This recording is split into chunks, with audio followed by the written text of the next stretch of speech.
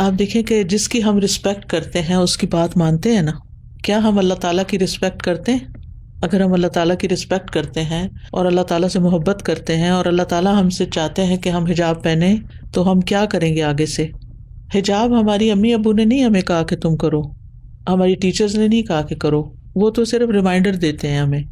حجاب کا حکم تو اللہ تعالیٰ نے ہمیں دیا نا. قرآن مجید اگر کھولیں تو اس میں 59 آیت ہے سورۃ الاحزاب کی.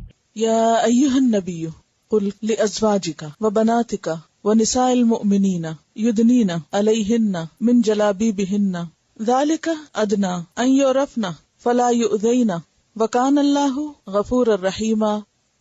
اے نبی صلی اللہ علیہ وسلم کہہ دیجئے اپنی بیویوں سے، ازواج سے، اور اپنی بیٹیوں سے. ازواج زوج کی جمع اور بنات بنت کی جمع، اور مومنین کی عورتوں سے. نساء نسوتن کی جمع اور نسوہ امرأتن کی جمع. نیچے کر لیں، ڈال لیں اپنے اوپر سے، اپنی چادروں سے. یدنینا کا لفظ دنوب سے ہے، دال نون واو. دنوب کا معنی ہوتا ہے قریب کرنا. دنا یدنی قریب ہونے کے معنوں میں آتا ہے. اور ادنا باب افعال سے ہے، قریب کرنا، نیچا کرنا. اور پھر اس کا صلہ الا ہے، یعنی ادنا الا. اور جب الا صلہ ہو تو اس سے مراد ہے اوپر سے ڈالنا یا لٹکانا. من تبعیض کا ہے، یعنی بعض حصہ. جلابیبہن، جلابیب جلباب کی جمع ہے، اور جلباب کا روٹ جیم لام بے ہے. جلب کا مطلب ہوتا ہے کھینچنا، اور جلباب کہتے ہیں لمبی چادر کو، بڑی چادر کو. وہ چادر یا وہ لمبا لباس جو عورت اپنے گھر کے کپڑوں کے اوپر گھر سے باہر نکلتے وقت پہنتی ہے. یہ کیا جلباب کا لٹکانا قریب تر ہے کہ وہ پہچان لی جائیں، یعنی اس لباس میں مسلمان عورتیں پہچان لی جائیں گی. یہ لباس ان کی آئیڈینٹی ہے. پھر نہ وہ اذیت دی جائیں گی، ستائی نہ جائیں گی. یؤذینا کا لفظ ایذا سے ہے، اذیت سے. یعنی یہ اس کی حکمت ہے، اس کا فائدہ ہے اس لباس میں نکلنے کا. اور ہے اللہ غفور الرحیم، بخشنے والا مہربان. اور سورۃ نور کی 31 ہے. قل للمؤمنین یغضوا من ابصارهم ویحفظوا فروجهم ذلک ازکی لهم ان اللہ خبیر بما یصنعون.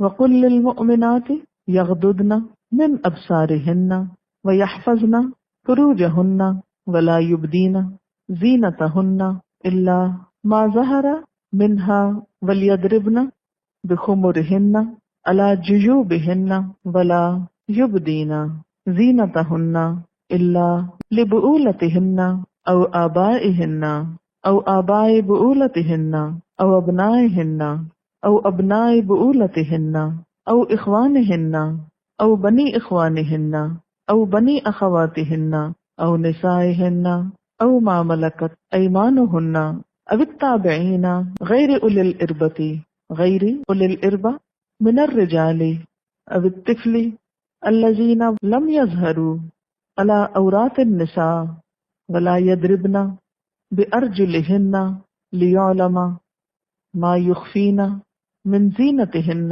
وتوبوا الی اللہ جمیعا ایھا المؤمنون لعلکم تفلحون.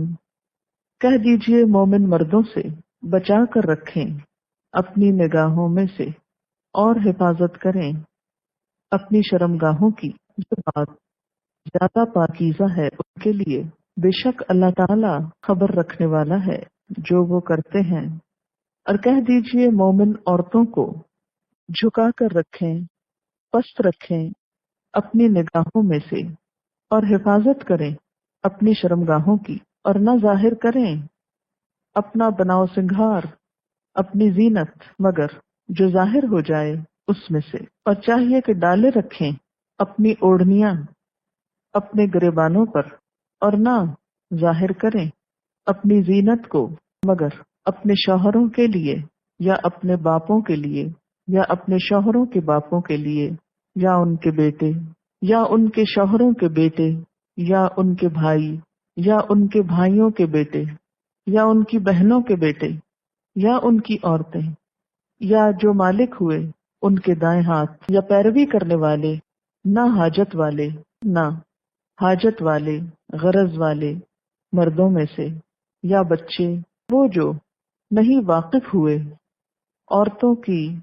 چھپی ہوئی باتوں پر، اور نہ ماریں اپنے پاؤں کو کہ جان لی جائے جو وہ چھپاتی ہیں اپنی زینت میں سے، اور توبہ کرو اللہ کی طرف سارے کے سارے، اے مومنو، تاکہ تم فلاح پاؤ۔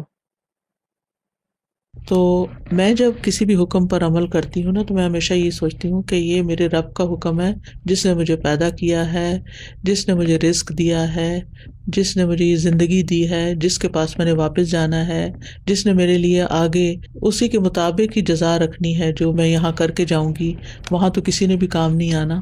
تو اس طرح پھر یہ ہوتا ہے کہ الحمدللہ اللہ سبحانہ وتعالیٰ کے فضل سے عمل کرنا آسان ہو جاتا ہے۔ ٹھیک ہے، جنت و جہنم تو اللہ کا اختیار ہے، جس کو بھی جو چاہے اس کے ساتھ معاملہ کرے، لیکن اگر اللہ تعالیٰ ہمیں بلا رہے ہیں کہ میری اطاعت کرو اور ہم بھاگ رہے ہیں اس سے، تو بھاگ کے کہاں جائیں گے، اور اس کو ناراض کر کے کہاں جائیں گے؟ اور ہمارے فرینڈز نے بھی ہمارے کام نہیں آنا، ہمارے سوشل سرکل نے بھی ہمارے کام نہیں آنا، ہماری قبر میں ہم نے اکیلے ہی جانا ہے، تو ہمیں کیا ملے گا جب یہ سارے ہمارا ساتھ چھوڑ جائیں گے؟ جو آج ہمیں اپریشیٹ کرتے ہیں، بہت پیاری لگ رہی ہو، یہ جملہ ہمیں کیا فائدہ دیتا ہے، ہمیں اس سے کیا مل جاتا ہے سوائے اس کے کہ تھوڑی دیر کے لیے ہمارا نفس موٹا ہو جاتا ہے، بس دیٹس اٹ۔ اور اگر ساری دنیا بھی ایک طرف ہو جائے نا، تو بھی وہ چھوٹی ہے ایک اللہ کے مقابلے میں۔ توحید کا مطلب یہ ہے، جب ہم کہتے ہیں نا لا الہ الا اللہ، کہ اللہ ایک ہے، تو بس وہ ایک ہے اور وہ سب سے بڑا ہے، اور جب ہم کہتے ہیں اللہ اکبر، وہ سب سے بڑا ہے، تو پھر ہمیں اس کی بات بھی ماننی چاہیے۔ ٹھیک ہے۔